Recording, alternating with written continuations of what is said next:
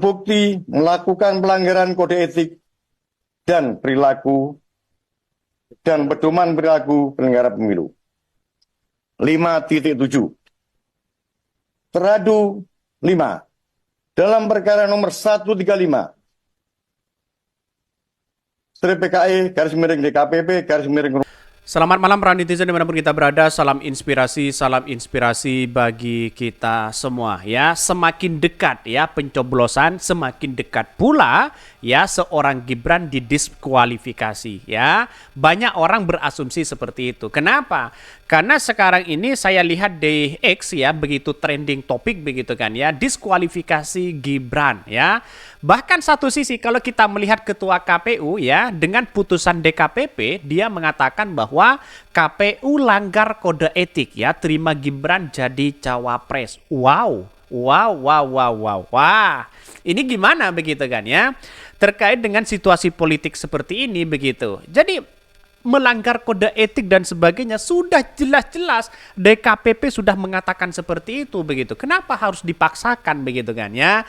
Itu banyak sekali ya pertanyaan-pertanyaan dari masyarakat ya, dari netizen begitu kan. Semakin dekat pencoblosan semakin dekat pula ya didiskualifikasi ya. Ini sampai-sampai ini menjadi trending topik loh begitu kan di Twitter begitu kan atau di X begitu kan. Mari kita telusuri ini. Bahkan ini sudah disebutkan ketua MK, itu sudah menjadi trending topik. Diskualifikasi sudah menjadi trending topik. Segera diskualifikasi 02 karena terbukti pencalonannya ilegal.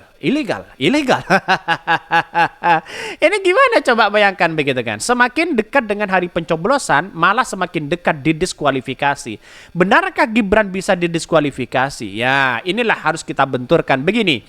Dalam hukum kita, MK itu tidak bisa diintervensi dan tidak bisa dirubah. Keputusan mereka bersifat final, ya, tidak boleh ya diintervensi sana sini. Tapi pada kenyataannya di satu sisi kenapa KPU bisa menerima itu dan bahkan itu sudah kode yang melanggar etik begitu. Kenapa harus dipaksakan begitu kan? Ini banyak sekali hal-hal seperti itu begitu kan.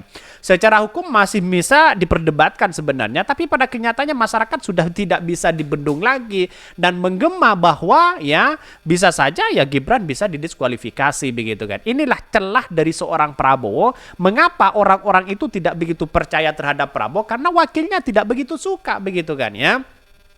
Masyarakat tidak begitu suka kepada wakilnya. Alternatifnya adalah Anies Baswedan di situ begitu. Bayangkan, kalau sudah Anies Baswedan menjadi alternatif, pendukung-pendukung Prabowo 2014-2019 bukan tidak mungkin akan kembali kepada Anies Baswedan begitu kan. Ketua KPU terbukti melanggar kode etik karena menerima pencalonan Gibran sebagai cawapres. Ya, sudah jelas mereka begitu. Apa yang harus kita lakukan begitu kan ya? Ini sudah 3 kali ketua KPU ya melakukan pelanggaran berat, mestinya langsung dipecat. Bagaimana bisa pemilu jujur adil bila ketua KPU bertindak jahat, curang dan melanggar hukum? Ini pernyataan dari Faisal Assegaf. Ada pernyataan lagi yang cukup menjadi dominan adalah ya, menurut gue harus dikualifikasi karena cacat hukum ya, dibanjiri pelanggaran etik, pencalonan cawapres Gibran cacat hukum. Itu sudah jelas mereka bagaimana DKPP ya sudah memberikan komentar seperti itu begitu kan ya. Terus kemudian bagaimana dengan MK begitu sudah dipecat begitu kan. MK sudah dipecat ya, apakah KPU harus dipecat? Sebenarnya sudah 3 kali melanggar tindakan yang keras di situ, seharusnya mereka juga dipecat begitu kan. Artinya apa? Masyarakat hari ini sudah bisa melihat bagaimana situasi politik hari ini begitu kan. Karena ya seolah-olah mereka dipaksakan begitu kan. Kalau memang cukup umurnya belum cukup, ngapain harus dipaksakan itu begitu. Itu poin penting bagi kita, masyarakat harus berpikir secara rasionalitas ya. Ya, menjadi pemimpin saja harus dipaksakan begitu kan. Ini gimana? Belum lagi kode etik yang didapatkan oleh PDIP Perjuangan begitu kan ya. Bahkan ya dicap sebagai orang yang kemudian tidak tahu berterima kasih. Keluarga Pak Jokowi dibesarkan oleh PDIP di situ begitu. Rasionalitasnya gimana begitu kan? Kalau di awal sudah cacat hukum ya bagaimana mungkin masyarakat bisa percaya? Itulah banyak komentar-komentar dari netizen begitu ya. Tapi nyatanya sekarang kita lihat saja keputusan MK itu final, tidak bisa diganggu-gugat begitu kan ya. Bahkan ya satu sisi kita lihat saja melihat dengan perkembangan politik ini ya sebanyak 5 partai didiskualifikasi di 14 kabupaten di Jawa Tengah. Apa maksudnya ya? Ini sudah jelas ketua KPU langgar etik. Nah, masyarakat hari ini kita bisa melihat kalau sudah langgar etik, apakah seperti ini yang harus kita pilih? Nah, pertanyaan kan seperti itu, sangat sederhana sekali begitu kan. Jadi masyarakat bisa memilih. Saya bukan tidak suka pada Prabowo. 2014, 2019 saya pendukung Prabowo loh begitu kan ya. Seandainya Prabowo itu adalah wakilnya bukan Gibran, bukan tidak mungkin saya akan berlabuh kepada Prabowo. Kan begitu pertanyaannya begitu kan. Jadi artinya apa? Orang yang tidak suka pada Gibran jangan dipaksakan untuk memilih Prabowo. Dia ada alternatif yaitu adalah Anies Baswedan begitu kan.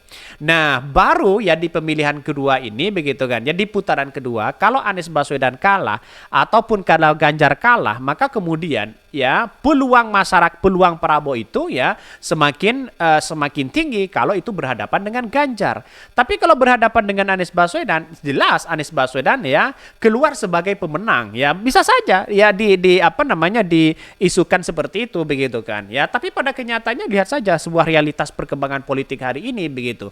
Banyak yang masih menginginkan satu sisi adalah alternatifnya adalah Anies Baswedan. Ya karena masyarakat menganggap bahwa ngapain kita harus memilih pemimpin yang tidak punya yang melanggar kode etik dan sebagainya begitu kan. Ya Anies Baswedan semakin diuntungkan ini begitu kan. Maka semakin semakin melihat ya mata rakyat Indonesia bagaimana mencari pemimpin, sosok pemimpin di situ begitu. Jelas saya yakin dan seyakin-yakinnya bahkan 75% kemenangan Anies Baswedan itu sudah di depan mata begitu kan ya. Jadi artinya apa? Masyarakat bisa memahami betul di situ begitu kan. Banyak sekali pro dan kontra ya. Tapi inilah demokrasi kita, banyak ya yang kemudian mengatakan bahwa Prabowo akan menang, silakan begitu kan. Mau berspekulasi apapun silakan begitu. Tapi kita sebagai rakyat Indonesia memilih pemimpin harus menggunakan rasionalitas begitu kan ya. Karena apa? Karena orang yang benci kepada Prabowo 2019, kita lihat saja dia merapat kepada Prabowo, mendukung Prabowo. Padahal 2014 Prabowo dicaci maki sana sini begitu kan ya. Seorang Prabowo. Tapi 2019 kenapa seorang Prabowo itu orang yang mencaci maki lalu merapat kepada Prabowo? Nah, itu perlu dipikirkan bersama. Artinya politik itu jangan dibawa kepada bentuk serius. Yang namanya politik ya bisa saja besok menjadi kawan, sekarang menjadi lawan, atau bisa sebaliknya. Yang ada atas nama rasa kepentingan.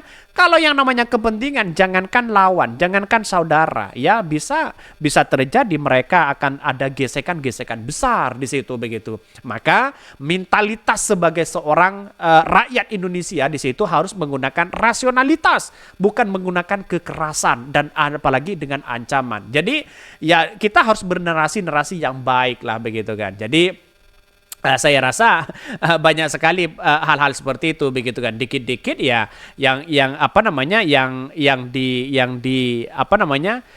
dibanggakan itu adalah keberanian ya, dikit-dikit lapor, doyan lapor dan sana sini. Ini gimana coba bayangkan, ini negara demokrasi, pesta pora demokrasi, tapi pada ujung-ujungnya di dalamnya ada kekerasan, ada intimidasi. Ini bukan demokrasi tapi negara preman kalau seperti itu begitu kan ya. Bahkan putusan DKPP ketua ya KPU langgar kode etik terima Gibran jadi cawapres. Mari kita baca, ini menarik ya dari CNN Indonesia. Dewan Kehormatan Penyelenggara Pemilu DKPP memberikan sanksi ya peringatan keras kepada Ketua Komisi Pemilihan Umum KPU Hasyim Asy'ari dan 6 anggotanya pada hari ini. Sanksi diberikan lantaran KPU menerima pendaftaran Gibran Rakabuming Raka menjadi calon wakil presiden cawapres di Pilpres di 2024. Bahkan ya pemberian sanksi dibacakan oleh Ketua DKPP ya, menjatuhkan sanksi peringatan keras terakhir kepada Hasyim Asy'ari selaku ya teradu 1, selaku ketua merangkap anggota Komisi Pemilihan Umum berlaku sejak keputusan ini dibacakan. Seharusnya mereka sudah dipecat begitu kan.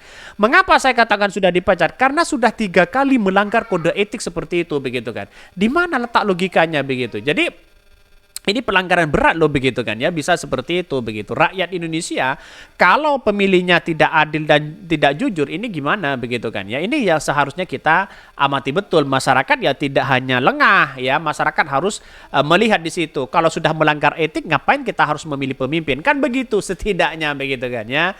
Oke, ya mungkin itu yang kami sampaikan. Tonton terus channel Hodari Podcast Rakyat ini karena ada berita-berita menarik dan viral setiap harinya. Salam para netizen, salam inspirasi bagi kita semua. Jangan lupa di subscribe channel YouTube Hodari Podcast Rakyat ini.